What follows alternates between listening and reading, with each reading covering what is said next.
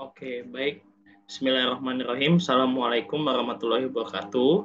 Perkenalkan, nama saya Akbar Sulaiman Ibrahim, mahasiswa Prodi Magister Penelitian dan Evaluasi Pendidikan, Sekolah Pasca Sarjana Universitas Universitas Negeri Jakarta, dengan NIM 991281220006. Dan di sini saya akan mempresentasikan tugas dari mata kuliah metodologi penelitian, yaitu tugas analisis artikel penelitian eksperimen, yang dimana mata kuliah ini diampu oleh dosen, yaitu Profesor Dr. Wardani Rahayu MSI dan Dr. Rian Arthur MPD.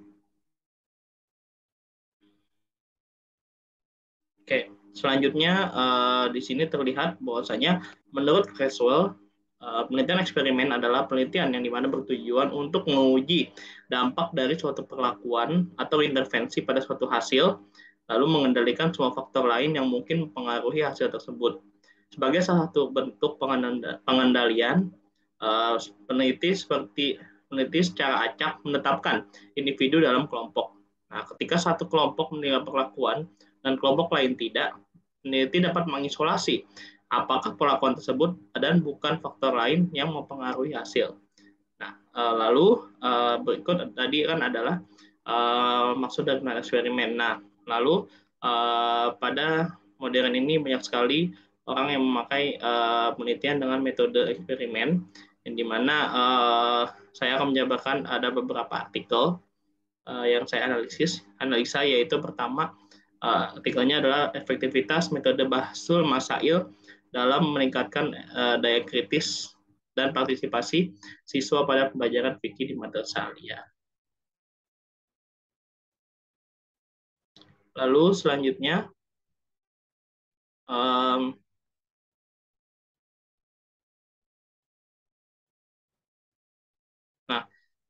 penelitian ini bertujuan untuk menganalisis efektivitas metode Bahsul Masail dalam meningkatkan daya kritis dan partisipasi siswa pada pembelajaran fikih di madrasah aliyah.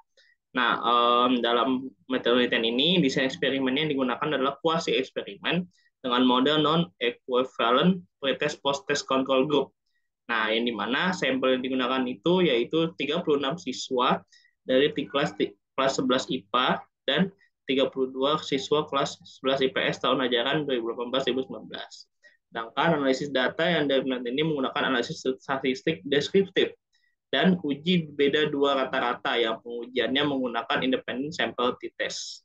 Nah, adapun hasil dari penelitian, hal yang menarik dalam penelitian ini adalah metode Bahsul Masail yang digunakan. Nah, metode yang jarang bisa diterapkan atau metode yang jarang diterapkan di tingkatan madrasah aliyah, yang dimana madrasah aliyah kan bisa disebutkan sekolah formal, dan biasanya Bahsul Masail ini diterapkan di tingkat pondok pesantren, yang dimana sumber rujukannya itu kutub At-Turas atau kitab kuning.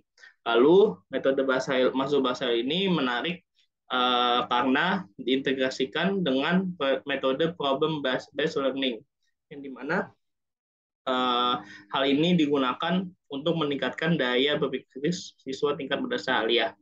Nah, dengan begitu, hasil yang diperoleh menunjukkan bahwasanya metode Bahsul Masail efektif digunakan untuk meningkatkan daya berpikir kritis mahasiswa madrasah aliyah, di mana terdapat perbedaan yang signifikan antara daya kritis dan partisipasi siswa kelas eksperimen yang menggunakan metode Bahsul Masail dengan siswa kelas kontrol yang tidak menggunakan metode Bahsul Masail.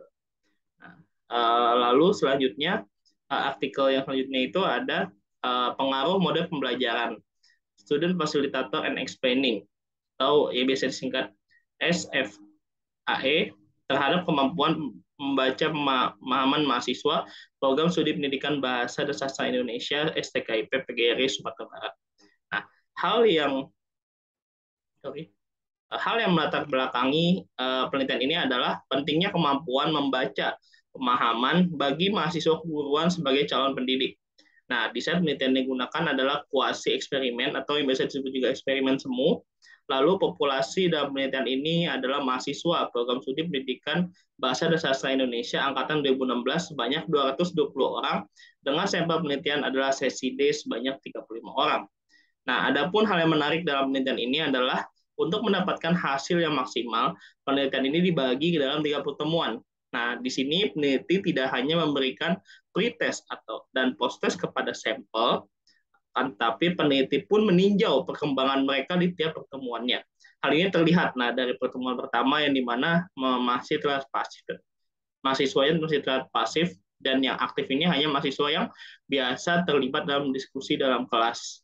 Nah, sampai pada akhirnya mahasiswa wajib menguasai materi dan mempersiapkan diri untuk tampil menjelaskan ke depan kelas, dan penampilan presentasi dipilih secara acak. Nah, dari situ terlihat model SFAE ini efektif digunakan kepada objek penelitian tersebut, dan pada akhirnya mahasiswa mampu untuk membaca pemahamannya.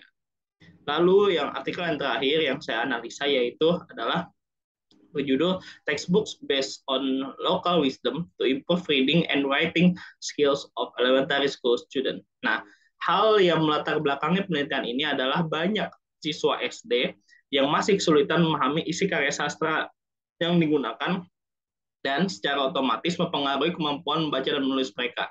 Namun, penyesuaian karya sastra dengan muatan berbasis kearifan lokal perlu diperhatikan sebagai alat pendukung. Desain penelitian ini yang digunakan ini adalah kuasi eksperimen atau biasa disebut juga eksperimen semu. Lalu sampel dalam penelitian ini adalah 32 siswa kelas 4 SD Negeri 2 Burengan, Kediri, Jawa Timur. Lalu adapun hal yang menarik dalam penelitian ini adalah subjek penelitian yang digunakan adalah buku teks berbasis kearifan lokal, yang dimana diharapkan dengan ini siswa dapat lebih mudah dalam memahami pembelajaran daripada menggunakan buku teks yang tidak terintegrasi dengan kearifan lokal. Nah, maksud dari kearifan lokal di sini adalah memasukkan unsur-unsur budaya setempat ke dalam buku teks maupun dalam proses pembelajaran. Nah, dengan ini hasil penelitian tersebut adalah pembelajaran bahasa Indonesia dengan tema kearifan lokal lebih baik daripada buku biasa, terutama keterampilan menulis membaca. Siswa juga lebih cepat memahami, antusias, senang membaca buku secara mandiri. Nah, adapun daftar buku artikel ataupun rujukan yang saya kutip ini terlihat di daftar pustakanya ada 4, dan begitu mungkin dengan ini saya cukupkan. Terima kasih atas perhatiannya. Mohon maaf jika ada kekurangan. Bila Assalamualaikum warahmatullahi wabarakatuh.